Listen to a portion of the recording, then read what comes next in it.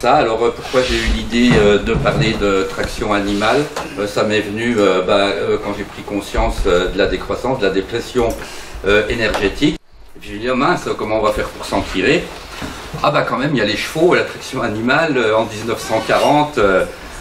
Ça a été la débâcle, mais c'était hier où on disait oh, ça va être la Deuxième Guerre mondiale. Alors je rassure tout le monde, la Deuxième Guerre mondiale s'est plutôt bien passée en France. Il n'y a pas eu beaucoup de morts de faim, plutôt en 45-46 d'ailleurs, à la fin de la guerre, quand tout était déstructuré. Ce qui fait qu'on a passé la guerre assez tranquillement. Grâce à quoi? Grâce à ce gros-là, que même les femmes y tiraient, puis qu'on nourrissait tout le monde avec ça. Puis je me suis dit, s'il n'y a plus de pétrole, parce que l'agriculture est vraiment totalement dépendante aux hydrocarbures. Normalement, vous devez le savoir, dans des proportions importantes. Ce qu'on a tendance à oublier, c'est 10 litres de pétrole pour 1 kilo de viande à peu près pour le bœuf, par exemple. Puisqu'on apporte la nourriture à l'étable au bœuf. Maintenant, c'est le progrès. Les vaches, elles ne dépensent plus de l'énergie à aller brouter de l'herbe. Elles restent dans des box, et puis il y a des gros tracteurs avec donc du pétrole qui ramènent la nourriture aux vaches. Ça se passe comme ça. Maintenant, c'est comme ça qu'on est productif, compétitif. Mais quand il n'y aura plus de pétrole, ça va être difficile de repasser. Et du coup, j'ai eu l'idée de dire, la traction animale, oui, alors je me suis fait traiter de fou pendant des années, passéiste, je vous passe tous les adjectifs. Et puis si je me suis décidé l'année dernière quand même à écrire un article là-dessus, c'est en entendant Patrick Vivray. Alors il y a un rapport avec Patrick Vivray là, que vous connaissez peut-être, qui a fait un livre du bon usage de la catastrophe, c'est ça, en 2014. Et puis j'ai été l'écouter à un séminaire où il explique, en se faisant applaudir, imaginer l'après-catastrophe, c'est déjà l'amortir et l'éviter un petit peu. Et puis tout le monde qui applaudit et il dit plein de choses comme ça. Et puis moi qui depuis une dizaine d'années, je dis quand il y aura des problèmes, la traction animale, ce serait pas mal, je me fais presque jeter des tomates en étant un arriéré de droite, tout ce que vous voulez. Je dis quand même, c'est gonflé. Du coup, ça m'a donné l'idée d'écrire un article là, et puis d'en parler, de pas garder ça pour moi, et puis d'en parler. Et puis là, il y a un rapport avec Patrick Vivray, puisqu'on est en Europe de l'Est. Et en Europe de l'Est, c'est l'hécatombe des chevaux en ce moment. Le cheval là, il va pas durer longtemps, il va terminer en lasagne bientôt. Et le rapport avec Patrick Vivray, quand même, c'est qu'il travaille avec des groupes patronaux, le Club de Vienne, justement ceux qui rachètent les terres et qui tuent les chevaux pour les remplacer par des tracteurs en Europe de l'Est.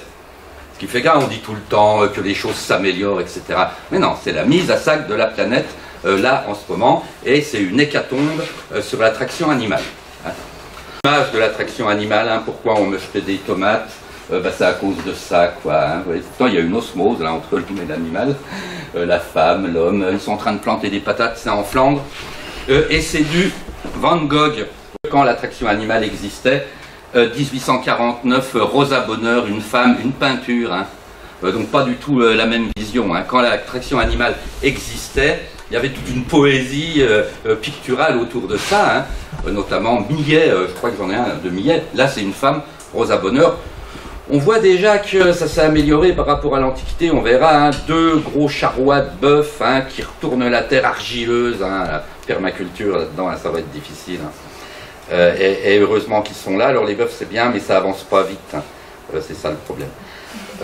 Oui, une image, alors la plus idyllique, la traction animale, le tramway, tramway tiré par des chevaux, ça fonctionnait très bien sur des rails, que dans le monde, ici, il n'y a pas de traction motorisée, alors j'ai les chiffres, 30 millions d'agriculteurs avec un tracteur, 430 millions d'agriculteurs avec traction animale, mais il n'y a que 112 millions d'animaux de trait en 2010. Du coup, la traction animale, c'est le rêve le mieux partagé par la majorité des paysans. Parce qu'il y en a 800 millions, ils n'ont pas de traction animale, ils ont uniquement leurs mains. Je vous montrerai une photo. Et combien ça nourrit de gens? Ça, la traction animale, pas mal. Le riz, encore beaucoup, il est cultivé comme ça, parce que les machines dans l'eau, comme ça, c'est pas bien. Les buffles, ça marche bien. Et d'ailleurs, les gens, pour avoir été un petit peu dans le monde, ils calculent encore, c'est une unité de valeur. La maison là, elle vaut 5 buffles, et ça vaut cher un buffle. Regardez ce qu'il fait le buffle. Il fait du riz pour tout le monde. Et j'ai pas réussi à trouver la proportion, mais je dirais à la louche au moins un tiers des gens dans le monde qui sont nourris avec la traction animale, mais ça n'arrête pas de baisser, hein, puisque là en ce moment, les fonds de pension, tout ça rachète toutes les terres. Hein. Il y a des traders en terres agricoles, et ça zigouille les animaux de trait, ça vire les paysans qui sont dessus, en disant il faut nourrir le monde, en 2050 on sera 9 milliards. Du coup, on élimine tout ça. Alors maintenant, ça bouge beaucoup en ce moment. Hein. Bah, en Europe de l'Est, on massacre, on achève bien les chevaux. Tiens, c'est un titre d'un film, ça, hein, en Europe de l'Est. En ce moment, donc, les choses s'aggravent. Hein. Là, c'est en Afrique. Hein. Alors là, un âne, ça suffit pour le maraîchage. Hein, les petits pieds délicats qui passent, ça n'abîme pas la terre, ou très peu, la traction animale. Et puis, ça rend des services appréciables, hein, si vous faites ça à la main. Là, l'autonomie. Avec cette image-là, ça montre bien l'autonomie en Mongolie. Hein. On se déplace avec un yak là qui tire, qui peut tirer. C'est vraiment, ça permet l'autonomie des individus. Hein. Autant tout ce qui est tracteur, machine agricole, vraiment on est dépendant de toute une infrastructure. Et s'il y a un truc qui coince, c'est la fin. Autant avec la traction animale, vous en tirerez toujours. Hein. La débâcle en 1940, en fait, ça s'est bien passé. Grâce à ça, je qui existe depuis toujours, hein, la traction animale, depuis très très longtemps ici, une représentation de l'Égypte antique avec une arère tirée par un bœuf, c'est ce qui nourrissait l'Égypte. Hein. Il n'y aurait pas eu Pharaon, tout ça, sans la bête. Là, hein. Sans celui-là, il n'y avait pas Pharaon, hein. Parce qu'on dégage du surplus. Ça travaille beaucoup mieux qu'à la main, du coup vous dégagez un surplus, et évidemment, il y en a qui veulent récupérer le surplus, Pharaon, hein. Les impôts. Là, au Moyen-Âge, hein, au Moyen-Âge, toujours une arère.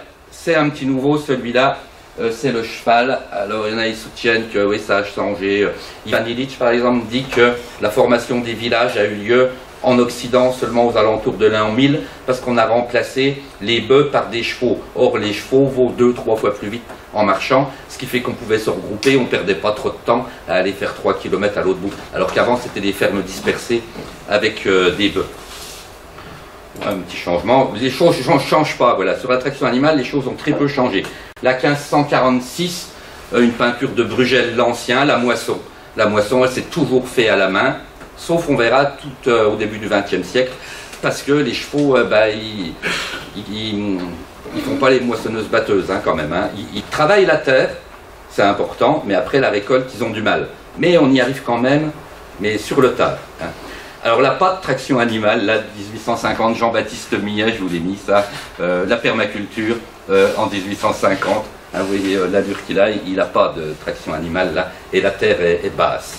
Hein.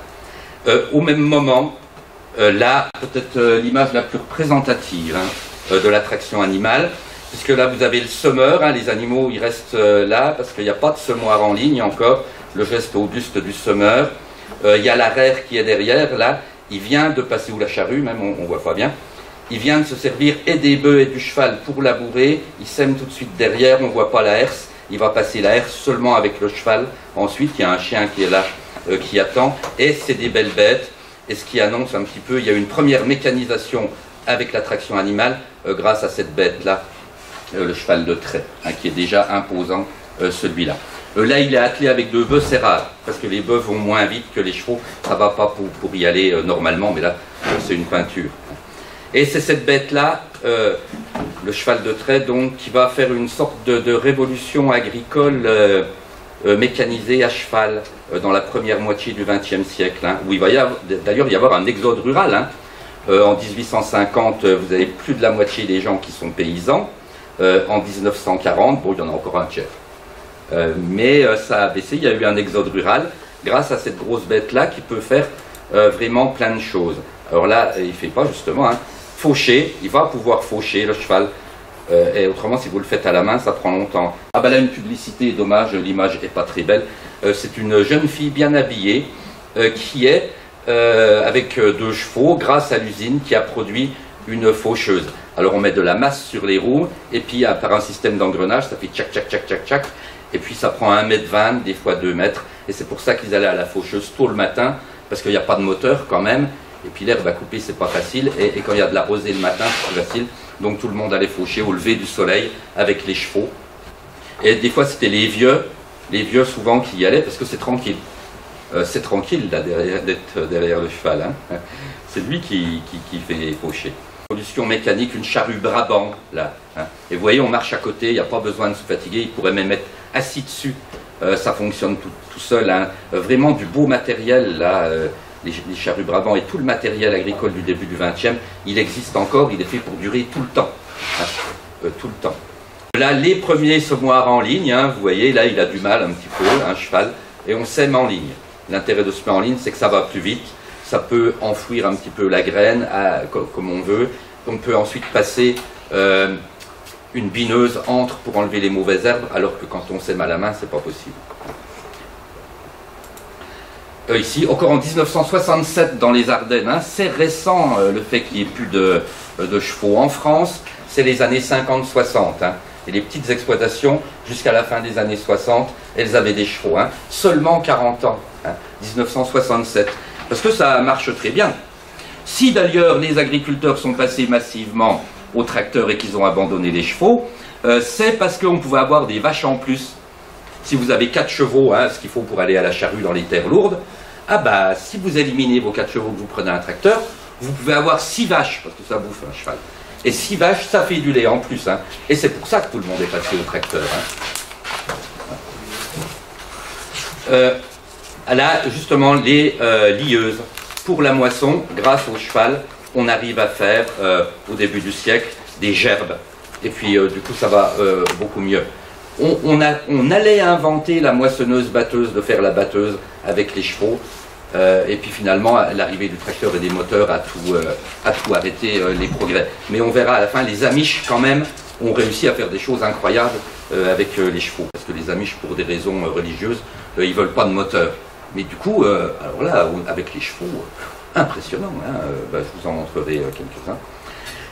Le folklore, hein, on garde en idée de l'attraction animale le folklore, la 2015, hein, et puis quand l'animal était une force, hein, l'image est pas mal, hein, des ânes là, qui tirent des bœufs au loin, et ça attire plein de monde, hein, ces animations, comme s'il y avait une espèce de nostalgie, comme ça, quelque chose d'un peu... Et en même temps, quand vous parlez de « ouais, il faudrait remettre l'attraction animale, etc. », on vous traite de fou, mais en même temps, les gens, ils vont quand même à des trucs comme ça, ils aiment bien. On paye hein, pour aller voir ça. Aujourd'hui, quand même, hein, ça existe pour la vigne et puis le maraîchage. D'ailleurs, les vignes, l'écartement, c'est 1 mètre, c'est exactement le passage pour un cheval, pour enlever les herbes qui sont entre les vignes. Et ça existe encore maintenant, parce que ça tasse moins le sol. Dans les grands crus, par exemple, ils reviennent avec le cheval. Parce que la différence, là, avec le tracteur n'est pas énorme. Puisque avec le tracteur, le matériel, c'est quasi équivalent. En termes de productivité horaire. Hein. Et aussi pour le maraîchage, on dit les gros tracteurs, ça abîme la terre, ça la tasse, et puis ça fait guère mieux que ça. Sur les petites surfaces, en fait, ça existe encore, le maraîchage. Hein. Là, peut-être la plus belle photographie qui résume le mieux mon propos, hein, puisque mon article c'était l'attraction animale en grande surface. Et bien là, on est aux États-Unis, et c'est les Amish, une famille Amish, hein, 2 petits attelages, 2-3 chevaux, ils sont à la charrue. Là. Avec le cheval au milieu, on voit les usines au fond, et puis là, vraiment, ils font des grandes surfaces. Hein. Alors là, il y a 2 socs, hein, ça équivaut à un tracteur de 40 chevaux. Bon, si vous voulez faire les gros tracteurs, maintenant, ils font 100 chevaux, et ça fait 4-5 socs. Ça veut dire 4-5 attelages. Ou alors, vous pouvez faire des attelages de 2 socs, des attelages de 6 chevaux, mais il en faut 2-3. Donc, en gros, hein, il faut 3 fois plus de temps de travail avec des chevaux, 3 fois plus de temps de travail. Donc ça veut dire 3 fois plus d'agriculteurs, ça veut dire passer de 1,5 agriculteurs, le pourcentage en France, à 5-6%. Ce qui est quand même faisable avec le taux de chômage qu'il y a. Hein. Et puis l'avantage, c'est que c'est agréable. Hein. Ça n'a rien à voir avec le tracteur où, boucan pas possible, ah ben là c'est tranquille. Hein. Vous pourrez même payer pour... Hein, il y en a qui vont faire des balades à cheval, des balades à la charrue un petit peu. Hein. Ben, non mais c'est agréable. Je n'ai pas rencontré un paysan qui se plaignait « Oh, avec les chevaux, aller à la charrue avec les chevaux, quelle horreur !» Oh non, non. Ils vous disent tous « Ah, j'aimais bien aller à la charrue avec les chevaux. » Ouais, mais ça allait pas vite. Hein. Mais on pouvait parler avec les chevaux. Avec le tracteur, on peut pas. Ils vous disent des choses comme ça. Hein. Vous voyez, on a été obligés. Et d'ailleurs, je connais des agriculteurs, alors tous les gros tracteurs, les grosses machines, etc. Et qu'est-ce qu'ils font le week-end ? ils vont dans les animations de traction animale avec leur charrue et les 3 chevaux qu'ils ont gardés. Et ils ramènent ça avec des gros camions, hein, ils sont équipés. Comme si ils aiment bien ça, hein, les gens aiment bien ça, et même les agriculteurs, ils regrettent un peu. Là, les Amish, les Amish, hein, regardez, c'est un matériel, c'est les tracteurs qui tirent ça. Là, ils ont mis 6 chevaux devant, il est assis, hein, c'est tranquille. Hein. Vous pouvez avoir l'électricité si vous voulez, hein, avec les roues. Hein, vous pouvez avoir la radio, l'électricité, vous avez tout le relevage automatique, hydraulique, comment ça s'appelle, à l'huile. Hein, à l'huile. C'est mieux qu'avec un tracteur, il n'y a pas de bruit et vous avez le même confort. Hein. Le relevage à l'huile, c'est les roues qui rechargent, ou alors le siège, parce que ça tasse un petit peu, et quand le siège tasse, ça vous met une pression d'huile, et hop, vous relevez tout au bout du champ. Ce qui fait sans que ça coûte énergétiquement à tirer. Uniquement par tasser le moteur. Là, oui, la presse. Ah oui, ce qu'on peut faire avec. Alors là, derrière les 2 chevaux, vous avez un train à vent. Mais sur le train à vent là, il y a un petit moteur pas très gros, qui fait tourner la presse derrière. Parce qu'avec les roues, ça ne suffit pas. Là. La presse, il faut vraiment presser. Donc il y a un petit moteur, on va dire, ouais, ça ne sert à rien, ils prennent des chevaux, et puis il y a un moteur quand même. Ah non, c'est parce que dans n'importe quel moteur, une moissonneuse-batteuse, il y a au moins la moitié de l'énergie qui est dépensée pour tirer la machine. Hein. Et du coup, vous faites une grosse économie d'essence, de carburant. Vous pouvez faire des moteurs à huile. Avec des moteurs à huile, pour les récoltes ou pour ça, hein, pour la charrue, pas besoin de moteur. Mais pour la moissonneuse-batteuse, c'est quand même mieux. Des fois, la faucheuse, c'est aussi. Pour la presse, il y a besoin d'un petit moteur. Mais il suffit d'un tout petit moteur, hein, qui n'a pas beaucoup de puissance, puisqu'il a seulement à presser la balle. Il n'a pas à tirer la machine. Hein. Une récupération, hein, peut-être la décroissance avant l'heure. Dans le tiers-monde, hein, on récupère un vieux camion, on met un bœuf dedans. Ça sert de taxi. Et puis le chauffeur est là, à proximité de son bœuf. Hein. Et puis, même quand il n'y a plus d'essence, ça fonctionne. Là, justement, c'est pour débat, hein, exploitation animale ou pas, c'est en Afrique, parce que nous, on se raconte des histoires avec l'éolien, etc. Eux, non, il faut que l'eau, elle sorte. Hein. Et puis le cheval, ça marche mieux, c'est une noria, ça. Une noria. Pas de problème, hein. Noria portative. Vous pouvez changer d'endroit avec, tandis que votre éolienne, vous ne pouvez pas la trimballer. En Afrique, ça rencontre un certain succès, mais ça pose la question de l'exploitation animale, puisque là, c'est pas marrant. Autant les chevaux, ils aiment bien aller à la charrue, etc. Ils se battent pour aller travailler parce qu'ils ont une récompense après. Autant là, ça se discute. D'ailleurs, ils utilisaient des mules avant. Les mules qui sont... est-ce que j'aurai le temps d'en parler, des mules? Mais il a reconstruire les relations entre hommes et animaux. Là, on est en Afrique, vous voyez, on a mutualisé, chacun a un petit âne, il fallait chercher une grosse charrette, et voilà, on a mis les 3 ânes ensemble, puis ça tire bien, hein, attention. C'est des petits trucs de rien du tout, mais ça tire bien, hein, les animaux. Voilà, tout le matériel Promata pour le tiers-monde, en fait, c'est-à-dire où on n'est pas assis dessus. Promata, c'est une association en française, en Ariège, mais idéologiquement interdit d'aller sur l'appareil, parce que l'homme, il doit marcher à côté de l'animal. Avec ça, vous faites tout. De la charrue, presque la récolte, vous faites quasiment tout. Et c'est vrai que c'est pas très cher. Hein. Vous avez le train à vent, on le voit, le train à vent, là. Et puis, vous changez d'appareil.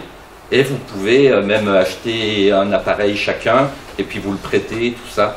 Pour pas cher, vous arrivez à cultiver la terre avec un animal de trait. Il est impossible de trouver une énergie renouvelable plus efficace que la traction animale pour le travail du sol. Ce n'est pas possible. C'est pas possible, même, alors j'attends qu'on me démontre le contraire. Alors il y a les agrocarburants. Les agrocarburants, non, quand vous faites le bilan énergétique total des agrocarburants, ça ne va pas du tout. Et en plus, en fait, c'est à peu près égal, sauf qu'avec l'animal de trait, vous êtes totalement autonome, tandis qu'avec des agrocarburants, si vous mettez du colza, par exemple, dans votre champ, que vous récupérez le colza, que vous le pressez, etc., que vous le mettez dans un tracteur, vous êtes dépendant d'une infrastructure technique très dépendant. Et le gain énergétique, il n'y en a pas. Si vous voulez, les 4 chevaux, il leur faut 1,5 hectare à peu près par cheval. C'est-à-dire que si vous avez 4 chevaux, ça fait 6 hectares. Et vous pouvez labourer 25 hectares à peu près avec. Si vous faites des agrocarburants, même chose, il vous faut 6 hectares de colza ici. Hein.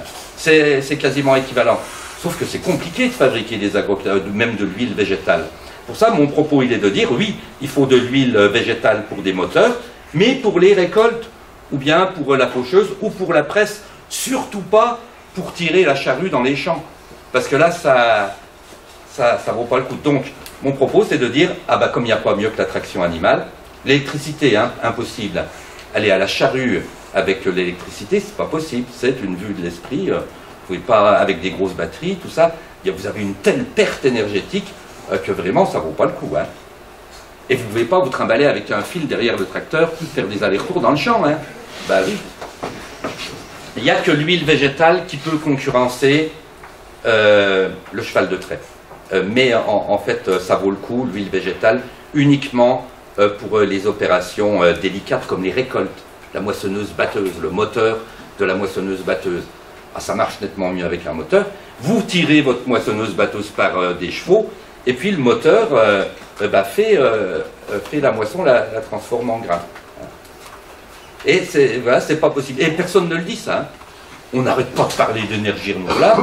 Vous avez déjà entendu quelqu'un qui vous a dit « Ah ben non, pour aller à la charrue ou à la faucheuse, impossible de trouver mieux en énergie renouvelable que la traction animale. » Jamais vous entendrez ça. Hein. On va vous parler tout un tas de trucs innovants. Hein. Ah oui, ça va innover. Hein. Mais le bilan énergétique, ben là, il n'y a pas photo. Hein. Y a pas photo. Le propos, ce serait de dire il faut se réveiller. L'effondrement par manque, aussi il y a des problèmes climatiques, mais par manque de ressources énergétiques, ça va faire mal. Or, si on avait un cheptel d'animaux de trait en état de marche, ah bah ça irait quand même mieux. Ce serait comme en 40. On prendrait une raclée, mais on aurait encore à bouffer. Hein.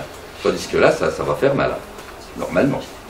Oui, bah avant, hein, quand il n'y aura plus de pétrole, rassurez-vous, il y aura les gaz de schiste là qui vont faire du pétrole de schiste. Ça va niquer la flotte, mais ça fait rien. Ça va être innovant. Et puis après, il y aura de l'essence de charbon aussi. Et puis après seulement, il y aura les agrocarburants, parce que l'essence de charbon, ça marche quand même mieux. Les agrocarburants, c'est pas terrible hein, ici. Ça, hein, il faut faire un petit peu d'huile végétale, mais vraiment pour quelque chose qui est vraiment utile, hein, pas pour aller à la charrue. Hein. Et c'est seulement après, quand les sociétés de services qui auront racheté la terre décideront de faire des agrocarburants, qu'il y aura des petits malins qui vont accrocher le poney. Hein. Parce que les races sont dégénérées là. Depuis 10 ans, on a supprimé quasiment le cheptel de trait français, parce que c'est des belles bêtes. Hein. C'est des belles bêtes, on l'a quasiment supprimé, les subventions étaient. Mais quand même, pendant 40 ans, on les a gardées. C'est l'administration française qui a décidé de garder le cheptel de trait, parce que ça avait rendu tellement de services au cours de l'humanité, et même pour la France, que, oulala, on ne sait pas. Pendant 40 ans, il y a eu des subventions pour que les paysans gardent leurs chevaux de trait pour la viande. On leur offrait le débouché de la viande. Et ça a été supprimé il y a seulement une dizaine d'années sous Sarkozy. Parce qu'il faut dire, il y a tellement de viande de cheval qui arrive de partout que... c'est ça. Ce qui fait que les races il n'y en a plus que quelques centaines d'exemplaires. Il y a 9 races de traits françaises. Il n'y en a plus que quelques centaines d'exemplaires, alors qu'il y a 10 ans, il y en avait quelques dizaines de milliers d'exemplaires. Ce qui fait que ça aurait pris quelques années à reconstituer tout le cheptel si jamais il n'y avait plus d'essence. Ah ben là, ça va être difficile, c'est des décennies. Hein. Parce que entre quelques centaines et quelques dizaines de milliers de spécimens, c'est pas pareil. Ce qui fait que les petits malins, quand ça va craindre, ben ils vont quoi? Ils vont acheter le poney qui traîne là, mais il va rien tirer du tout. Hein. Ouais. Et du coup, le propos, ce serait de dire, ah ben au moins le minimum, les races de traits qui existent, on essaye de reconstituer le cheptel, surtout que ça coûterait pas cher du tout. Hein. Et puis même de faire des subventions à la traction animale. Carrément, hein, l'agriculture est subventionnée dans des proportions mais hallucinantes. Hein. C'est 50%. C'est des subventions aux produits chimiques en gros. Ben nous, décroissants, parce qu'on est décroissants. Enfin moi, décroissant. Que les subventions, ben, ils aillent à la traction animale. Et aussi à l'agriculture biologique, ça va ensemble. Hein.